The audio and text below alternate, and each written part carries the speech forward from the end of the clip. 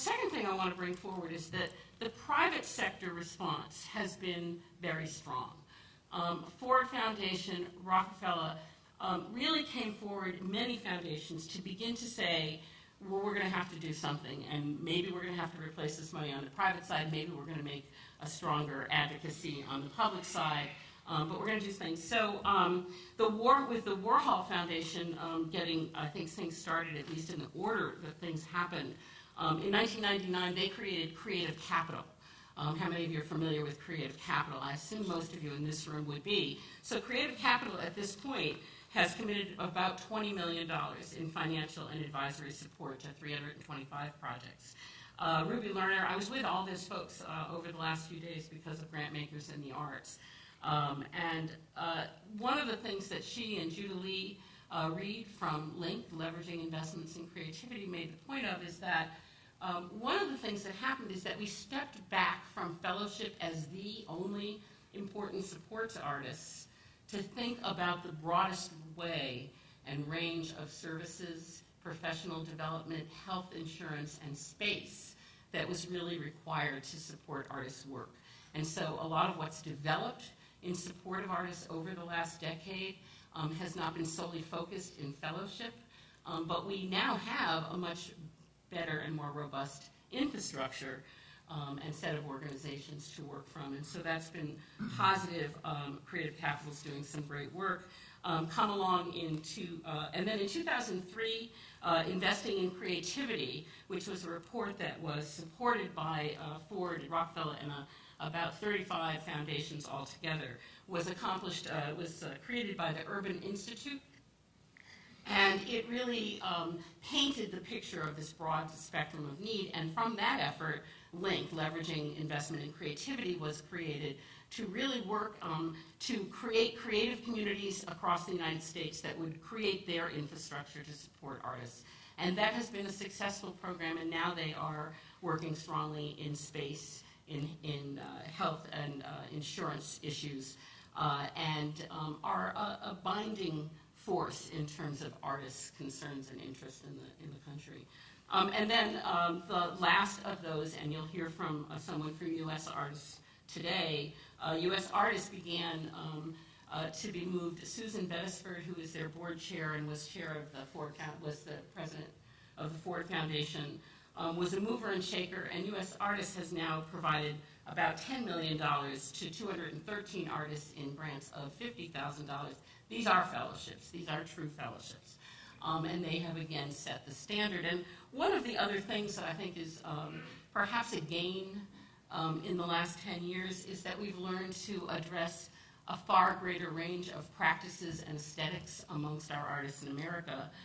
And so some of the fellowship processes and ways to identify panelists and so on have all expanded so that there is probably more opportunity for more artists and people looking around the country better. So some good stuff has happened in this interim that I think is there to build on.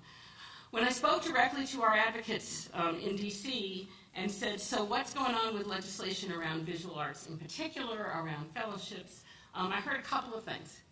Number one was an insight that that there are stories to be asked and told about why there are still literary fellowships. And that the literary community had an organized advocacy voice, some leverage, and probably the participation of commercial interests, i.e. publishers, commercial publishers, who recognized that they used the NEA fellowships as a source to identify talent to cultivate for future writers. And so that was an interesting story. David Obey, who is retiring from Congress, has been a champion for heritage, and I think we might guess that heritage fellowships had a champion were probably a little less controversial. Jonathan Katz maintains that there have been more controversies over literary works than visual art works across the board, so why visual art became the lightning rod is a question, but there's possibility there. What Narek Rome said is that the only artist-friendly, the two artist-friendly legislative acts recently have been, as Caitlin mentioned, work around visas and then work around the contribution of works to collecting museums to make the change to have that be able to be deducted at a market rate value.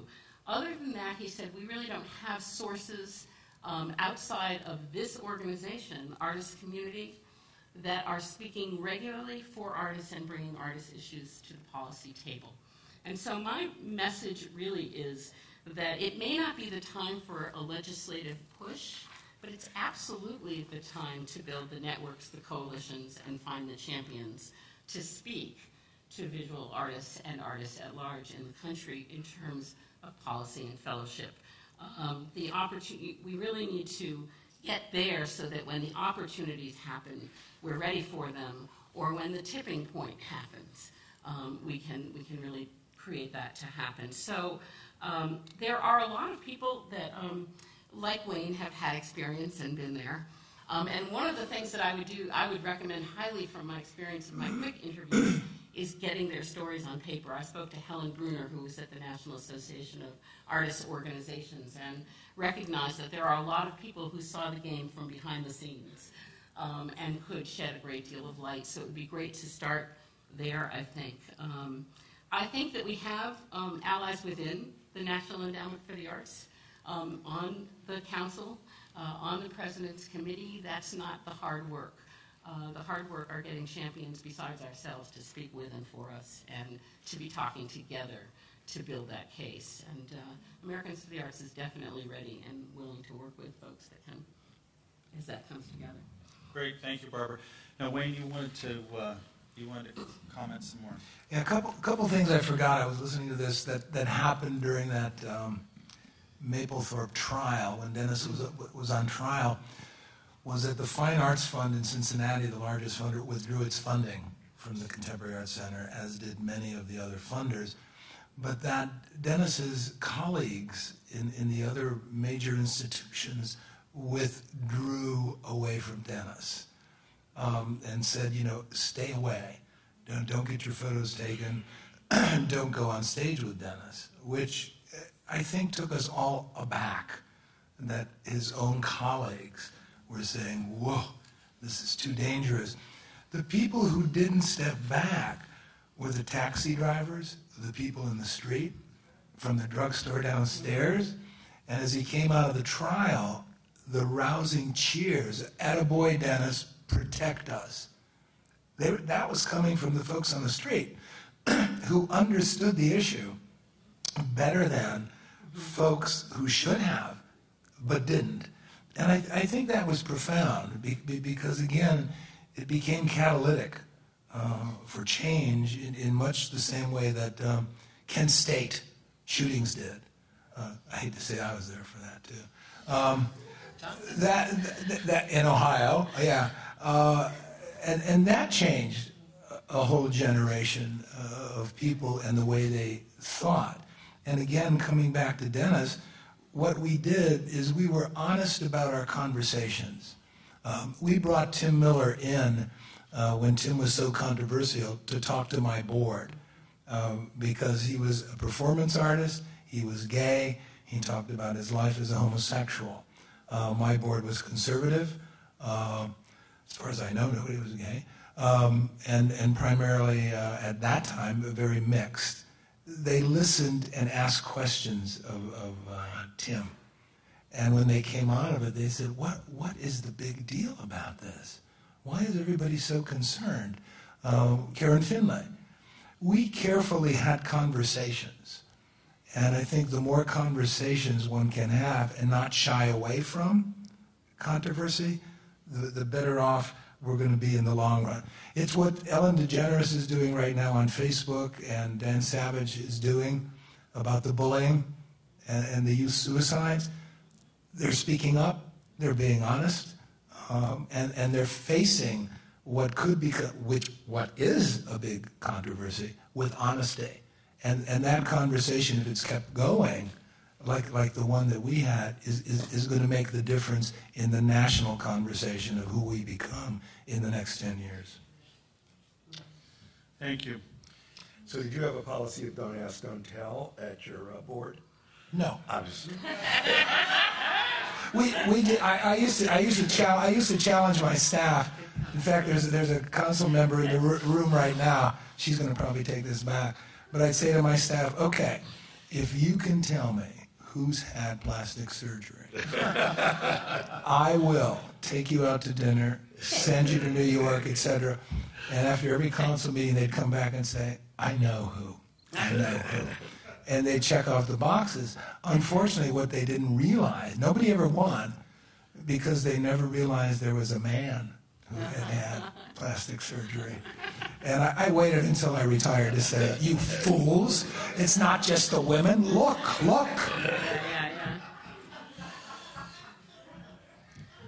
So now is an opportunity actually for us to hear what's on your minds, whether or not you have questions or comments, and really what this has stirred up. I think you've seen really what the effect, you've seen what actually happened, and you hear, I think, sort of the best state of the art as to where we are right now. And so I'd be very curious to see what comments. We'll start over here, and then we'll go there and there. So yes, we're right there in the center.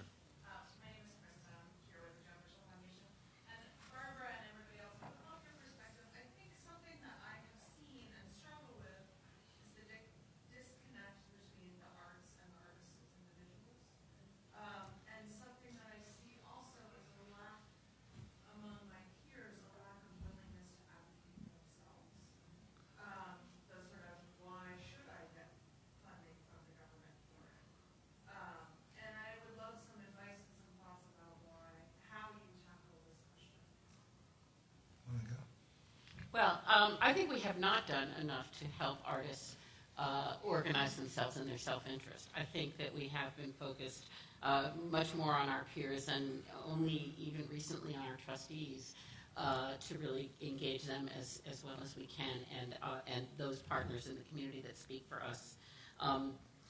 So I think the answer is that we really haven't done the work. It's not that artists won't participate. I don't believe that at all. I really believe that they will, and that there are many issues beyond fellowships. Net neutrality may be the next issue that they really want to be, as you and I were in the room recently. So I believe it's an organizing, it's community organizing at its right level. What I do think is that we have organizations that can help with that now better than before. And when I look at this room. One of the places I feel like we probably should be starting is the College Art Association. That's a huge, huge, huge network that connects in with all of us, and yet it's really not been a part of the world of moving the arts forward in terms of cultural policy. And so working out from there, musicians have musicians unions, and there's a little bit more structure there and so on, but a lot less, starting with visual artists and craft, and then the creative artists. So we have work to do, and it's the same work as it would be with anyone else, is really engaging, educating, and giving folks an opportunity to act.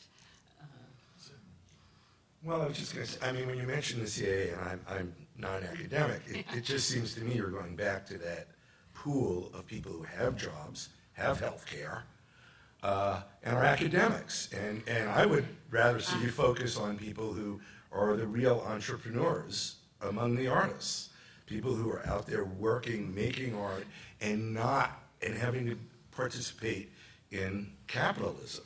I get you. And there's nothing wrong with being a capitalist. I'm actually thinking of the student body that they're working with more than themselves, but I appreciate. I'm so glad that you said that. I think to me that's one of the things that has been lost without the individual grants to artists by the NEA, is that we're the entrepreneurs in the art world, the people who don't work for nonprofits, who don't teach, who actually are trying to live the American dream. We're going to make a product, we're going to try and sell it. We're going to make a great painting, a sculpture, a bowl, whatever it is. And we just need a little bit of, we need the same thing everybody else. We need health care, we need workman's comp, we need the same things everybody else does.